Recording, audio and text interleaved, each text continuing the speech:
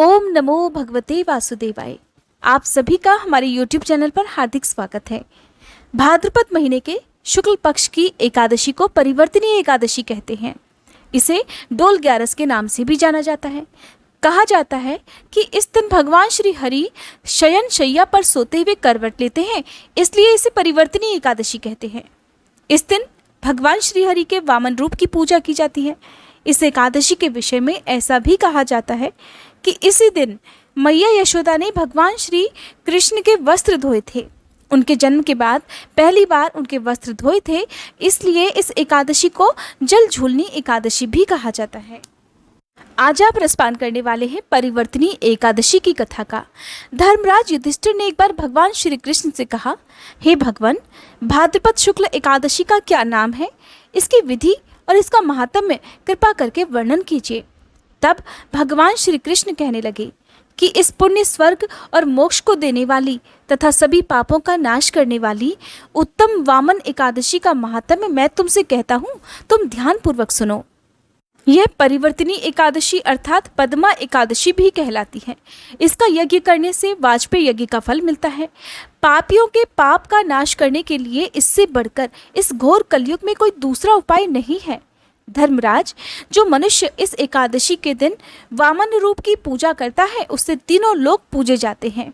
इसलिए मोक्ष की इच्छा रखने वाले मनुष्य इस व्रत को अवश्य करें।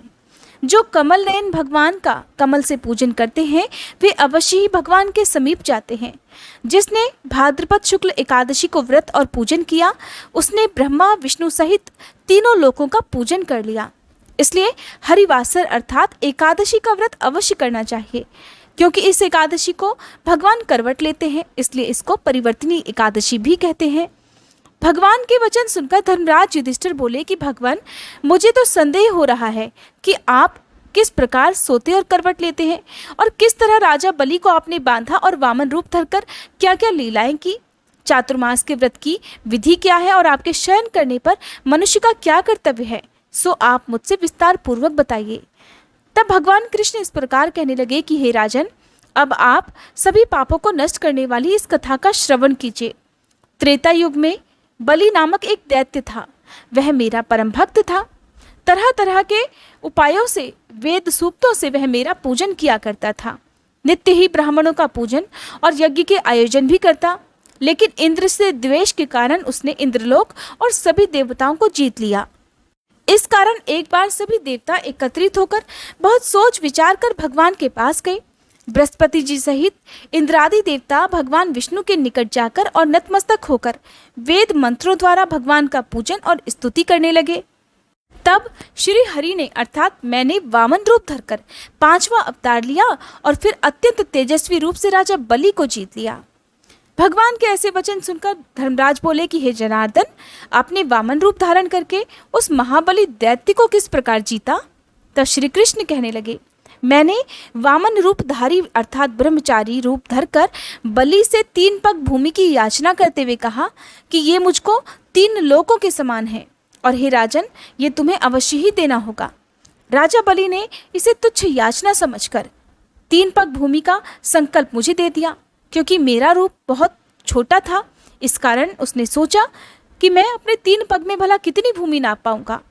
और तब मैंने अपने त्रिविक्रम रूप को बढ़ाकर यहाँ तक कि भूलोक में पग, भूर्वलोक में जंघा, स्वर्गलोक में कमर, महलोक में पेट, जनलोक में हृदय, यमलोक में कंठ की स्थापना कर सत्यलोक में मुख, उसके ऊपर मस्तक स्थापित कर लिया।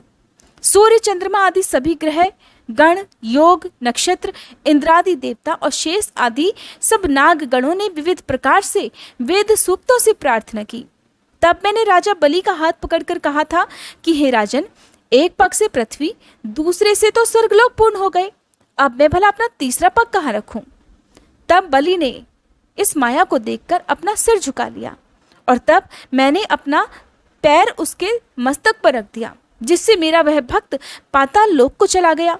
फिर उसकी विनती और नम्रता को देखकर मैंने उससे कहा कि हे बलि, मैं सदैव तुम्हारे निकट ही रहूंगा।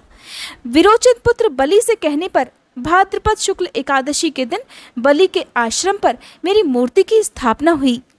इसी प्रकार दूसरी क्षीर सागर में शेष नाग के पृष्ठ पर हुई। हे राजन, इस एकादशी को भगवान शयन करते हुए करवट लेते हैं, इसलिए तीनों लोकों के स्वामी भगवान विष्णु का उस दिन पूजन अवश्य करना चाहिए। इस दिन तांबा, चांदी और दही का दान करना उचित है। रात्रि को जागरण भी अवश्य करना चाहिए। जो विधि पूर्वक इस एकादशी का व्रत रखते हैं वे सभी पापों से मुक्त होकर स्वर्ग में जाकर चंद्रमा के समान प्रकाशित होते हैं और यश पाते हैं। जो भक्तजन इस पाप नाशक कथा को एकादशी के दिन पढ़ते या सुनते हैं उन्हें 1000 अश्वमेध यज्ञ का फल प्राप्त होता है। एकादशी व्रत रखने के लिए एकादशी के दिन सुबह जल्दी उठकर स्नान आदि से निवृत्त हो जाएं, घर के मंदिर में दीप जलाएं, भगवान विष्णु का गंगा जल से अभिषेक करें, भगवान विष्णु को पीले फूल और तुलसी दल अर्पित करें।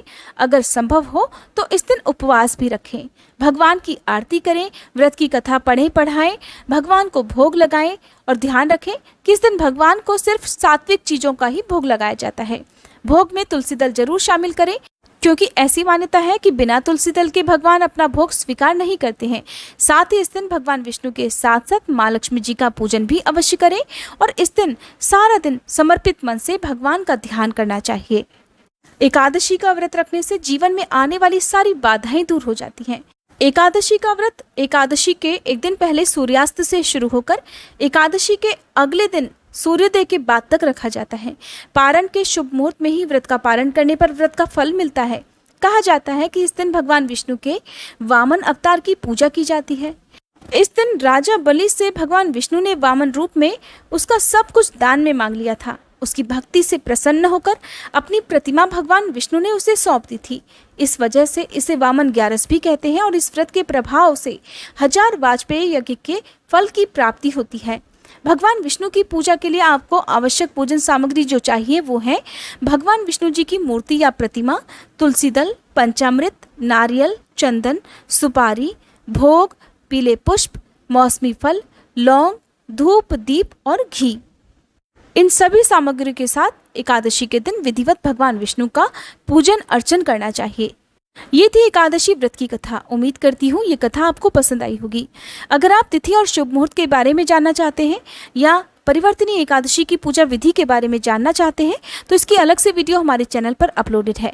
आप एकादशी व्रत की कथा के साथ साथ हमारे चैनल पर शिव महापुराण कथा जो कि सावन महीने से आपको सुनाई जा रही है, अब पूर्ण होने वाली है, सुन सकते हैं।